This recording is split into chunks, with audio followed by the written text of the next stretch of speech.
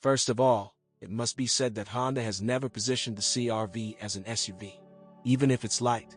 Its name is an abbreviation, compact recreational vehicle, and implies a certain sports and entertainment component, and even then, rather, in the format of an equipment carrier, Honda went even further in this sense with a very original and charismatic element, which had enough cross-country ability only to the beach and a little on the sand.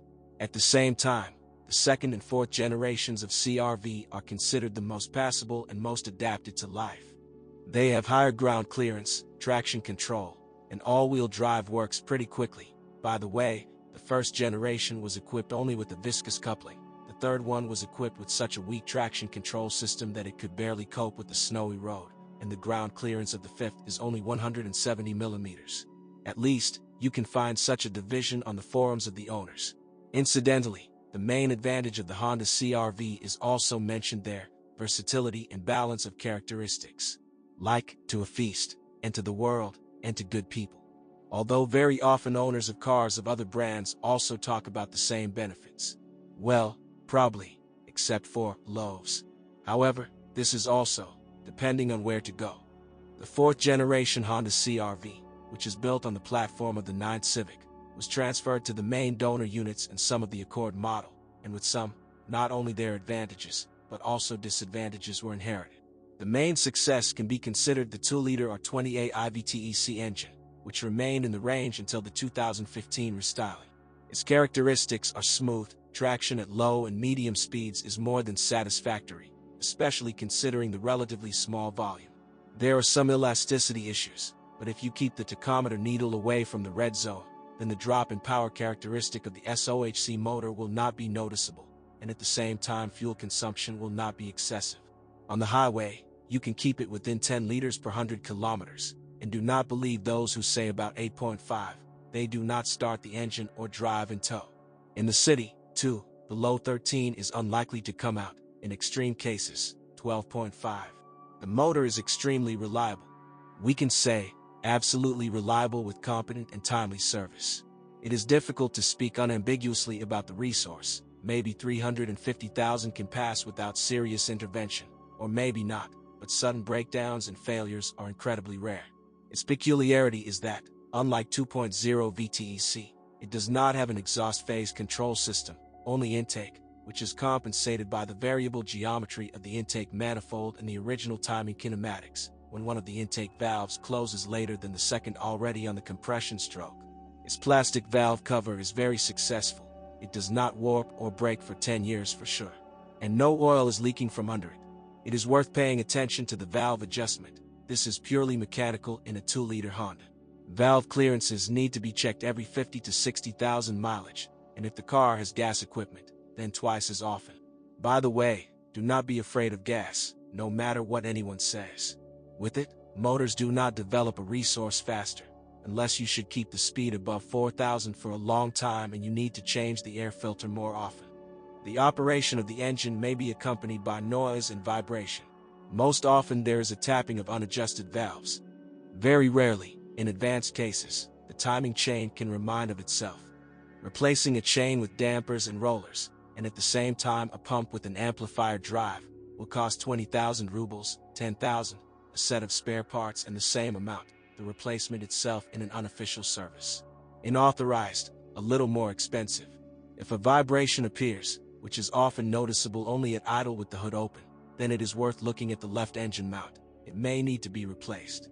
If you change all the supports at once, approximately 10 to 12,000 rubles with work will come out. One support, and even used, costs 1,000 for dismantling, and outside the Moscow Ring Road it costs 600 rubles. The back is 3 times more expensive. Sometimes, however, vibration just begins after replacing the support. There are still cases of premature failure of the catalyst, and in more severe cases, the oxygen sensor. All this is expensive, so refuel at proven gas stations. The most popular engine in the lineup is the 2.4-liter 4-cylinder iVTEC K2 4-meter, with a capacity of 185 to 201 horsepower, depending on the market. Many versions of these engines were produced, and they were installed on a good dozen Honda models. The 2.4 engine is built on the basis of the famous K20 and retained its main diseases. a unit with a DOHC gas distribution scheme, chain, and with technology for adjusting the valve opening and closing phases. On the CR-V, the engine upsets owners with oil leaks through the front crankshaft oil seal, constantly floating speeds, rapid wear of the intake camshaft, and not very good traction at the top, although spinning up to 7,000 RPM is a spit. The motor tunes well and is not difficult to repair. The valve mechanism is not equipped with hydraulic compensators and requires clearance adjustment every 40 to 50,000 kilometers. The IVTEC mechanism may buzz during a cold start, especially at sub-zero temperatures, which is either treated by changing the oil or not treated at all. If you ignore the noise, VTEC valves will soon be replaced. It costs about 12,000 rubles to repair, but the problem of floating idle should not scare the owners of the CR-V. As with most other cars, it is eliminated by cleaning the throttle and idle speed sensor. Just like on a 2-liter, vibration can mean an early pillow replacement, but can also be associated with the chain, the replacement cost of which is the same as that of the little brother. Rarely, premature exhaust camshaft failure occurs. Breakage begins with the kind of trimming, vibration, and deterioration of work. The restored camshaft costs about 17 to 18,000 rubles, the original one, from 22,000. Surprisingly, Honda CR-V and Accord drivers have been familiar with the problem of rear springs sagging for 10 years now. Infrequently, but quite regularly, CR-V owners turn to services complaining about a knocking steering rack. Its replacement costs about 35,000 rubles, repair, 15. But before you agree to repair, and even more so replacement, make sure that the problem is not in the rail guide bushing clogged with dirt. Perhaps it is enough to simply wash and develop it in the supporting spring. Well, of course, there should not be leaks in the amplifier system. The front suspension as a whole goes for a long time. More often, the upper arms, 3,600 rubles each, and stabilizer bushings, 850 rubles each, require replacement. The lower ball joints are changed separately from the lever and cost 700 rubles apiece. Certainly not original. In general, the Honda CR-V does not complain about the suspension and chassis. But you need to understand that some work can only be done in an authorized service using special equipment, so it's better not to take risks and not be serviced anywhere. Usually the chassis needs to be revised no more than once every few years, but its condition is highly dependent on the quality of the roads. Brake discs may require attention. The car is dynamic, and her brakes are tenacious. If you fly through puddles, you can warp the front discs, which cost 5,800 per pair. The transmission, both mechanics and automatic, does not indulge servicemen with failures, as well as the VTM for all-wheel drive with an electronic mechanical clutch in the rear axle connection system. The paint finish and corrosion resistance of the CR-V are acceptable. Of course, there are also chips on the hood and sandblasting on the arches and sills. However, this does not lead to the appearance of red spots and swelling of the paint. The bodywork is of high quality.